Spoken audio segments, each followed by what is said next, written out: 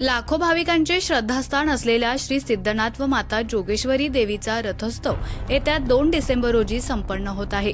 यानिमित्त म्हसवड शहरात भरणाऱ्या यात्रेची लगबग सुरू झाली आहे। माण नदीलगत यात्रा पटांगणात यात्रेकरू व्यापाऱ्यांनी मोठ्या उत्साहात दुकाने थाटण्यास सुरुवात केली आहे। विशेषतः भाविकांसाठी प्रसाद म्हणून मेवा मिठाईच्या दुकानात पेढे, जिलेबी, मेवा फुटाणे व इतर खाद्यपदार्थ करण्याची लगबग सुरू झाली आहे। लहान मुलांच्या मनोरंजनासाठी उंच पाळणे तसेच निरनिराळी खेळणी उभारण्यासाठी कामगारांचे हात झटत आहेत। याशिवाय महिलांसाठी शृंगारिक साहित्यांची दुकाने उभारण्याचं काम सुरू आहे।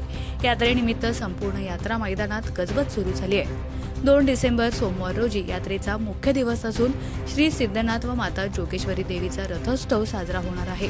या निमित्ताने रथाचे पूजन करून यात्रा मैदानात सज्ज ठेवण्यात आला आहे।